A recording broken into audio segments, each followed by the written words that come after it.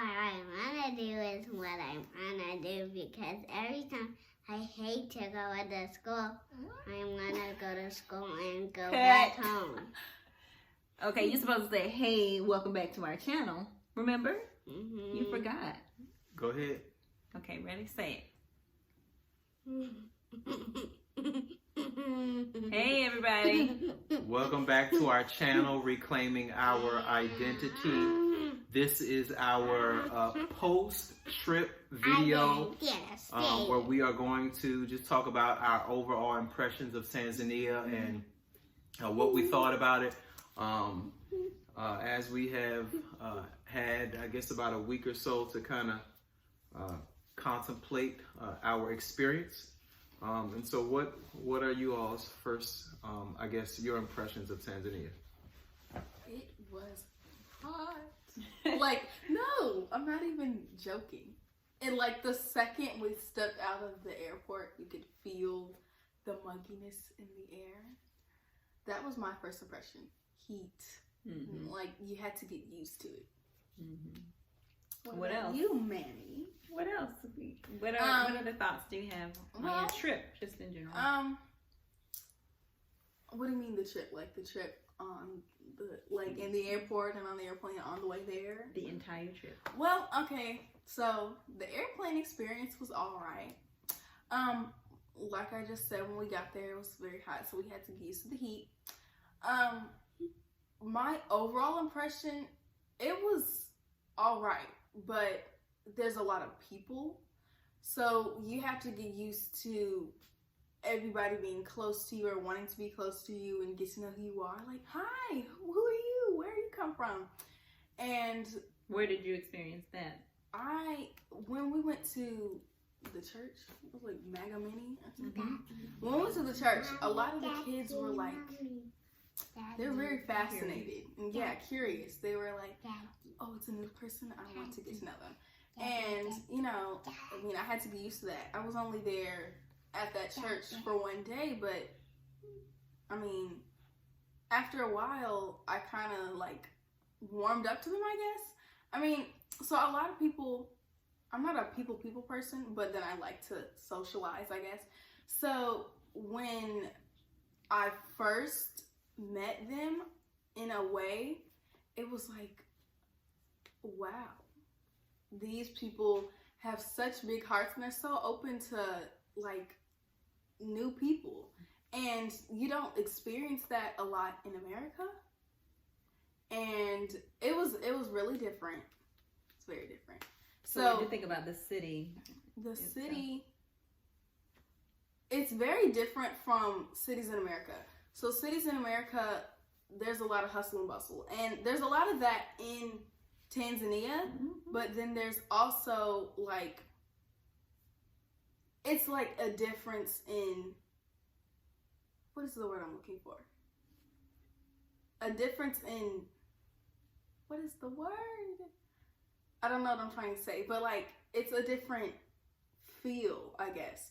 So in America, it's like, I've got to get where I need to go, and I have a little bit of courtesy, I guess, but then in Tanzania, it's I gotta get where I need to go, and I don't care if I'm in someone else's way. I have somewhere to go, you're in my way, so you're gonna get out my way. And it's more of like a hustle and bustle where I've got things I need to do. Urgent. Yes, urgent. I've got things I need to do, and if you're in my way, then, I mean, something's gonna happen. So it's very different than America. I mean, it could be the same in some way, but the city, like, the added, I guess the what's the word? I don't want to say demeanor, but I'll say demeanor. You were going to say the attitude? Yeah, not the attitude. The spirit. Okay. The spirit is different. Yeah. The spirit is different of the people? Of the people. Because, like, some people have, like, the courtesy, I guess, to say, oh, like, honk my horn, you're in my way, but not, like, continuously honking it. You're in my way, get out my way, please. Or not even a please, but, you know. Okay. Anything else? Any other thoughts on your I'm going to say The something. food was so good. The food was really good. What food? Okay. What food? What do you want to say? I'm going to say that I never give up because I feel like I never want to go to school every day because I feel like my friends just have parties all day and have parties and all day. You feel like your friends have parties all day? I see Cassie all in your day. school. I see Cassie all What day. about in Africa? What did you think about Africa? I just want to just take time to get there because I never want to go to school anymore. You don't. You never want to go to school anymore. You just want to travel. Yes. Well, I was gonna ask you, and then I'll ask. So I'll ask Coin, and I'll ask you. What was your favorite thing that you did in Tanzania? To look at the animals. Okay. Which animals? You remember? A giraffe.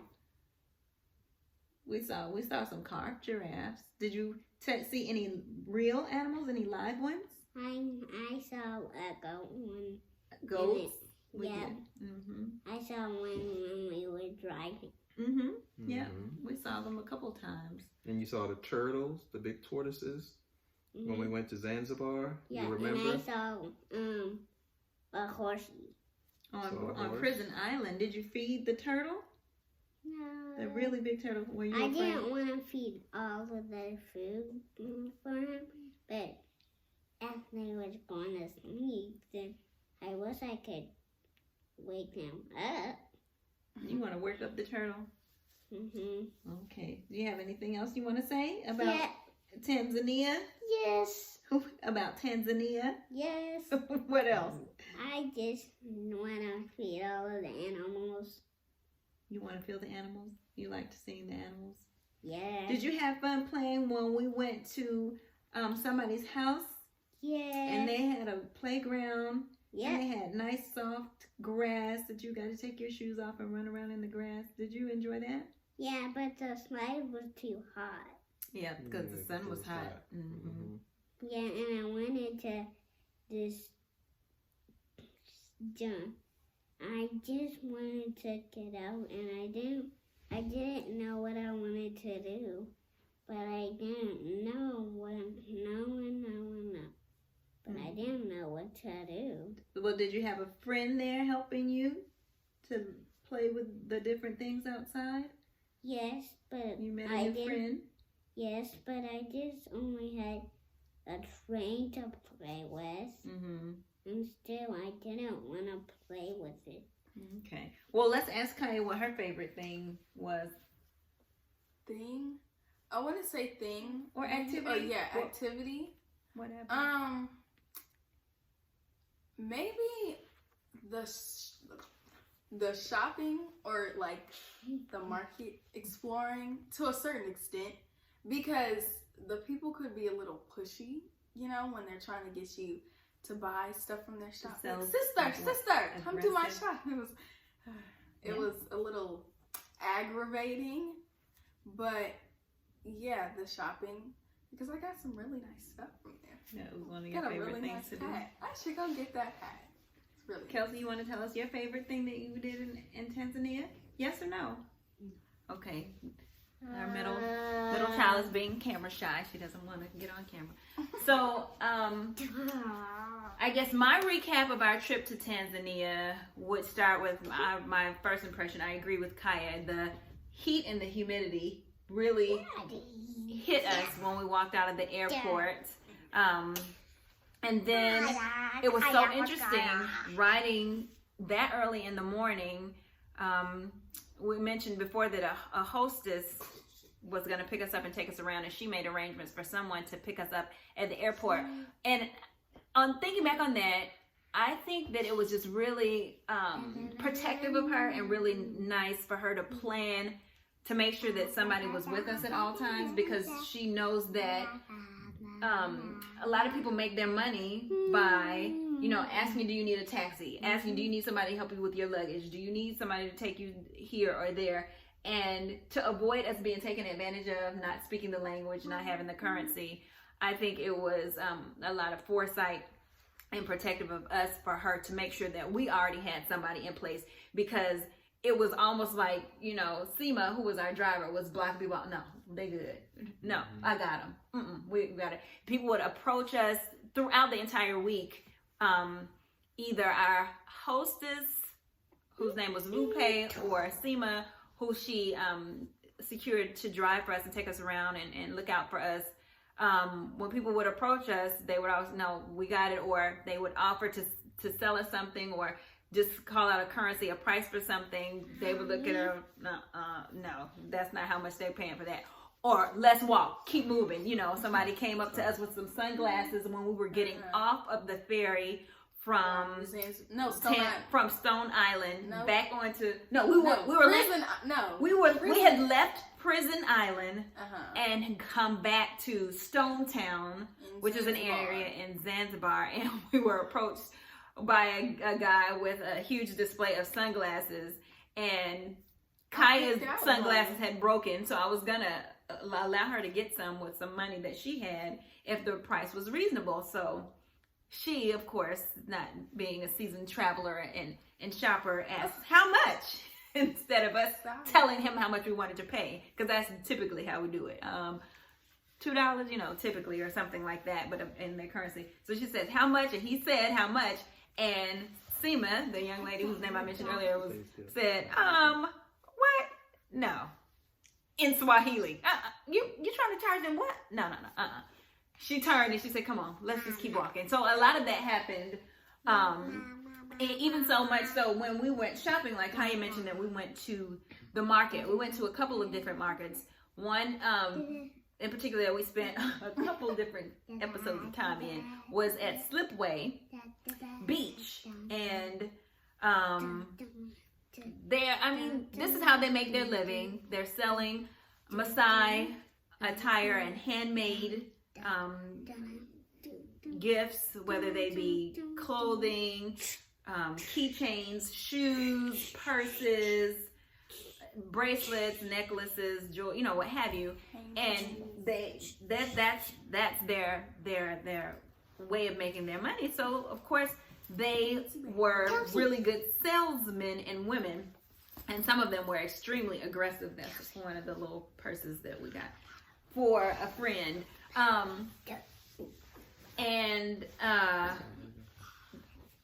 Either Bupe or Seema were with us, and they kind of, you know, kept me behind them. You tell me how much you want to pay in American dollars, and I looked and I said, $10, you know, $8, what have you.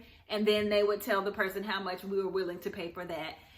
So I appreciated that a lot. There was one time we went shopping and they weren't with us, and I just kept getting bombarded and people were getting close, and I'm like, there's COVID. My husband had to speak up for me. He said, hold on, everybody. We are going to come look in your shops. We're going to take time in your booth. But you're making my wife uncomfortable. There is COVID. Y'all are getting too close. Y'all gonna have, I had to give him a fist bump on that one, looking out for his wife and his girls, because they were in my face trying to get me to buy stuff that I had already told them, no, I don't know, thank you, I don't want it. This is a woman's tip when you travel. Let me tell you, I have never heard anybody else say this. So this is a reclaiming our identity, girl, get your trip on kind of tip, okay? Listen, you know how y'all will spend time getting our manicures and pedicures for where we're gonna go, especially in warm climates. You trying to get ready, get your hair done so you don't have to worry about doing it when you get there. Save that time in the States. Do something else with it. Pack, spend extra time with your family or what have you. Wait and plan that time in your trip when you get to Africa. And it may be the same in the Caribbean, but I know it's not as inexpensive. This is the second time I've been to Africa and gotten my hair done on the low to the low, okay? Low. I'm talking. Super low. Hyatt got 4 locks. For like $30. $30. I got passion twists down to here. Okay, they're here now. I had to cut them. It was just too much. Kelsey, our middle daughter, got passion twists, very long. We cut hers too. Manicure, gel manicure, y'all. Not just the regular polish. Gel manicure, okay? My mother-in-law got a mani and pedi. Put down in the comments below how much you think it costs. Now I want to say something. I mean, this isn't live, so $130 I want to say something. for all of that. Mommy. Yes, let me tell you something. 3 heads, a mani and a pedi, and a gel manicure? Mommy, Y'all, $130. Mine was $40. My Mommy, manicure, Picking up on the excitement. I know. So yes. my manicure was, I think she said the equivalent of $8. So this is your girls trip tip. If you're going to Africa, wait until you get there to get it done. So we arrived on Friday. On Sunday, we all went and got pampered. You need to move it a little bit to the right, honey. Our camera's trying to follow It would be all that energy and excitement it about. would be like $130 for you to get your hair done in the States, right? Yes, 1 head. That's not 3 heads, a mani and a pedi, and another mani. So that is my expert travel tip for ladies.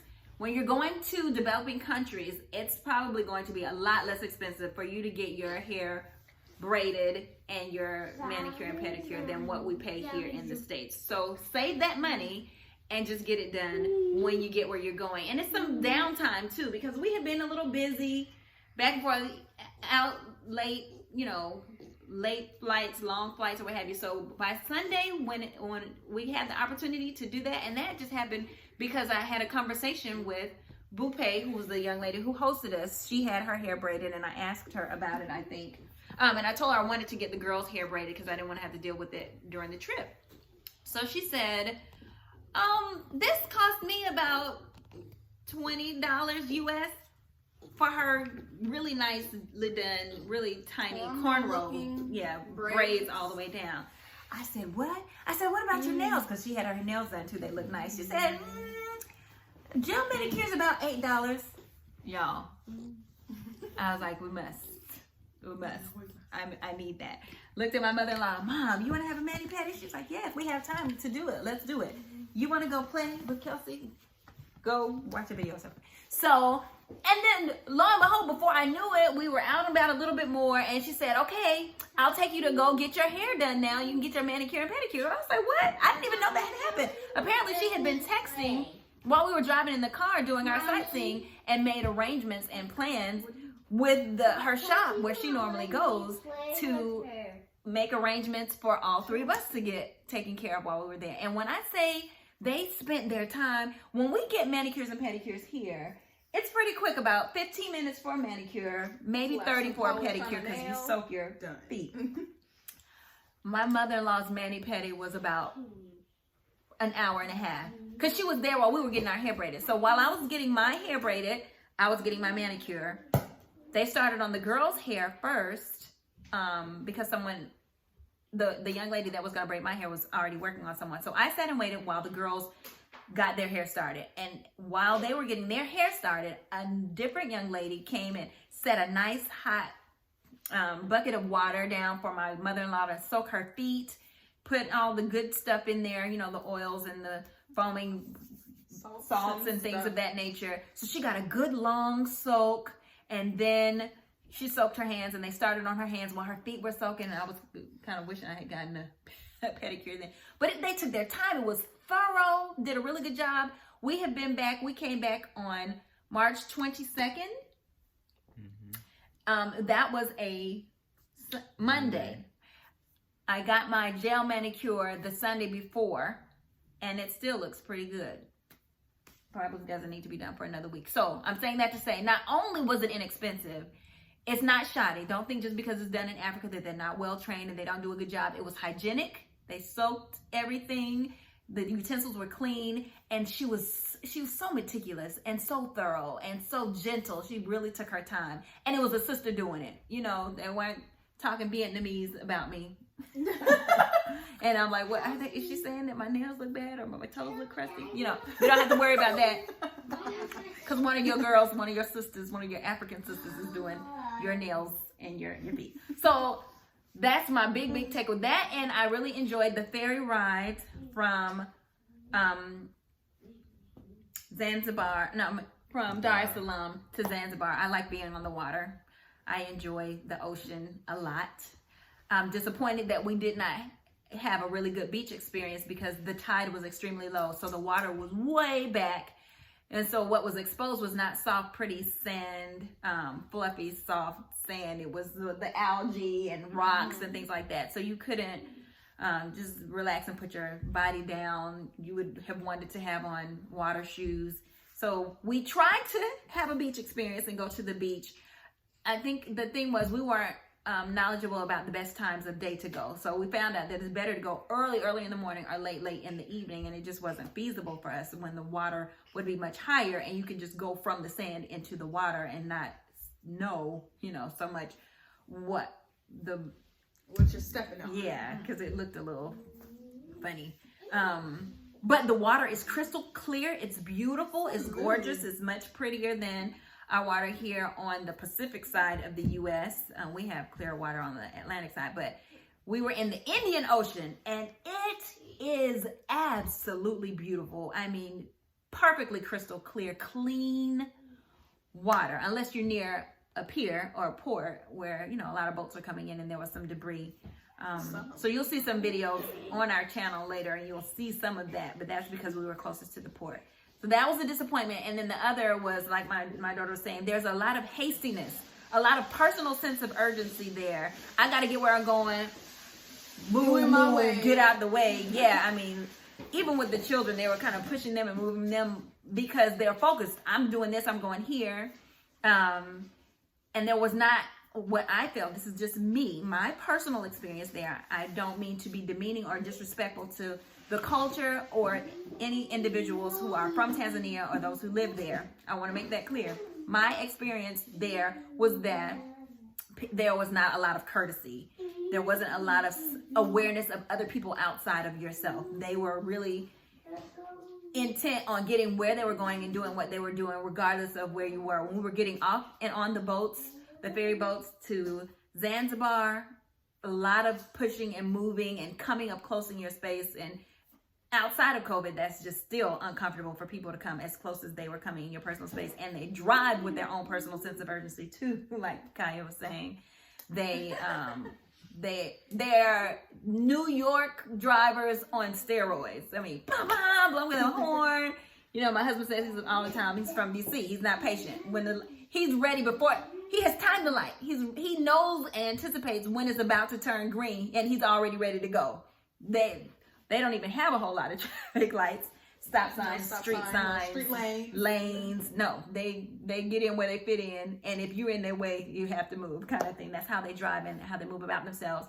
But on the other hand, when it comes to urgency for customer service and making sure that you're well taken care of and in a quick and efficient and timely manner, we did not experience that. And we were told that they're a lot more lackadaisical when it comes to doing things for you, the customer. And that was very much so tested on our last day at the airport when we were preparing to leave. Which we'll talk about in another video when we get to our... yeah, that needs a whole nother video by itself. We'll have a 10 likes and 10 dislikes video that we'll talk about some of those dislikes.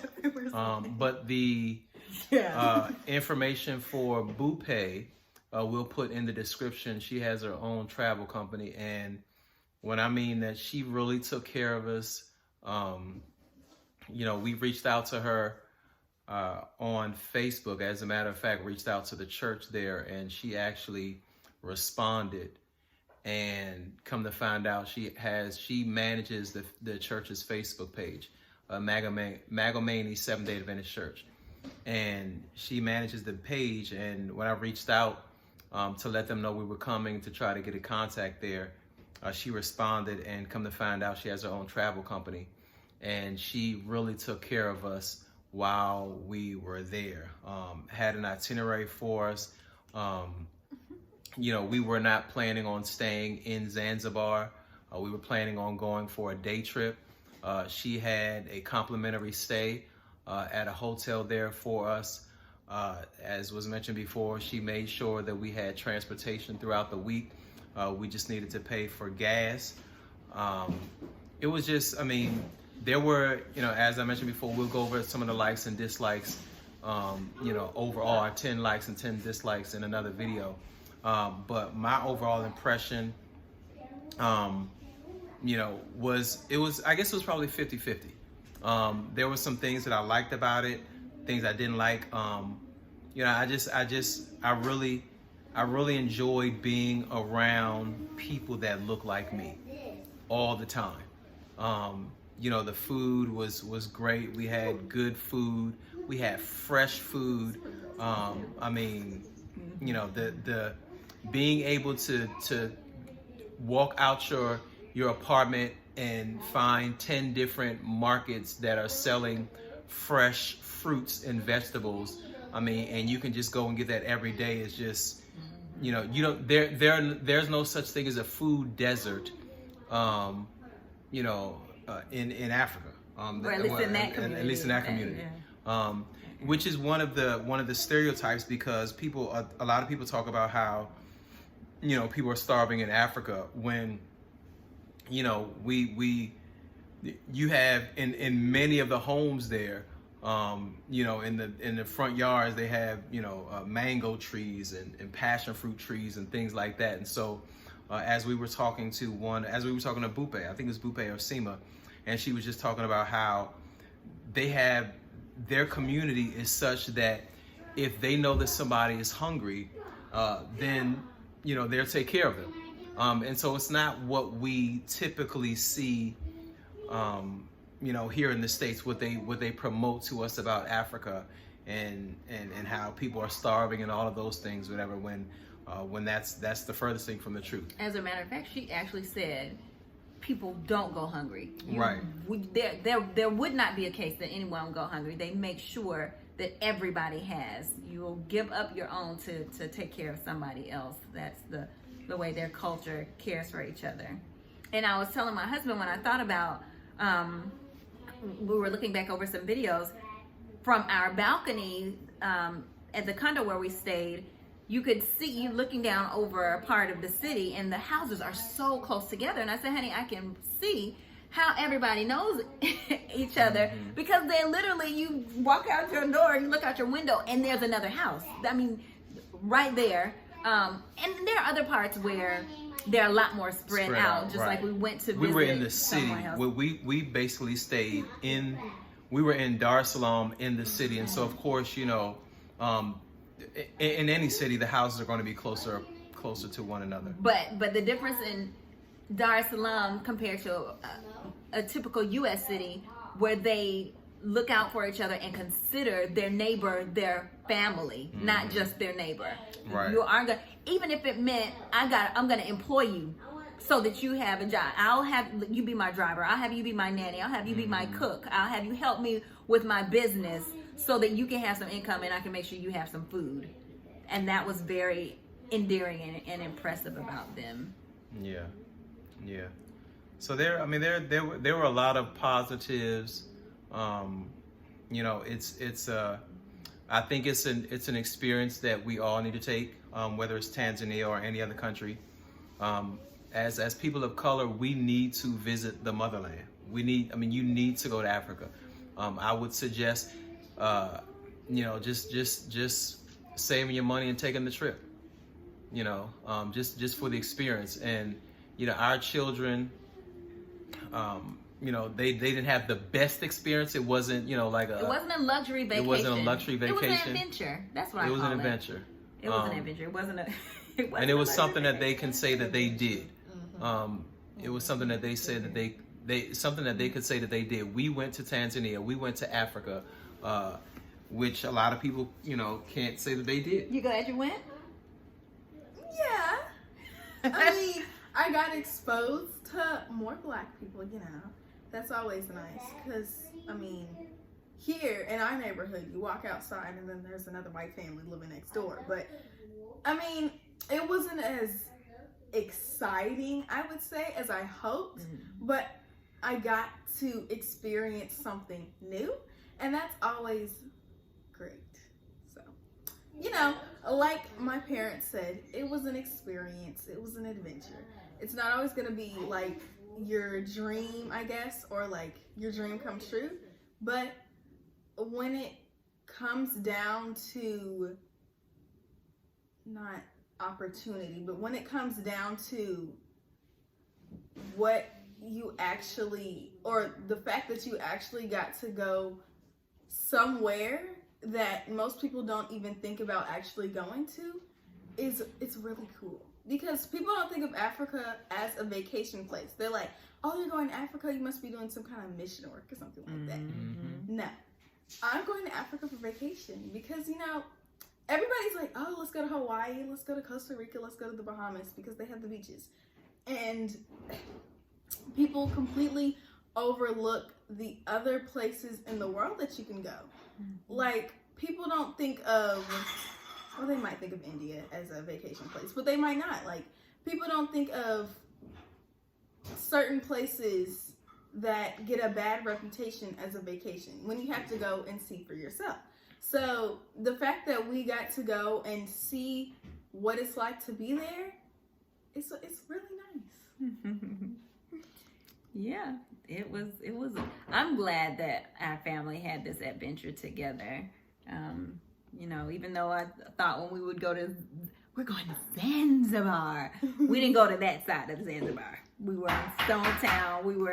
We didn't even see the touristy part, I don't think, so much, except for the fort and Stone Town. But with the white sand beaches with all the resorts in there, that was hours, or at least an hour or so, miles and miles away on the other side of the island. It's a really big island, Zanzibar, much bigger than I thought. Right. It's about 2 million people on the island. And so you can actually, where we came in at, and we'll have to do a part 2 to this video so we can kind of explain what happened when we got to Zanzibar and some of the reasons why we didn't get to go to the other side. But we will close on that note. We thank you so much for viewing. Look forward to the next video, part 2 of our debrief from Zanzibar, and also be looking forward to our 10 likes and 10 dislikes as well. Thanks for watching, and if you have not already hit that like button, that subscribe, Smash it in the face. Smash it in the face. Reclaiming our identity. We are out. Bye.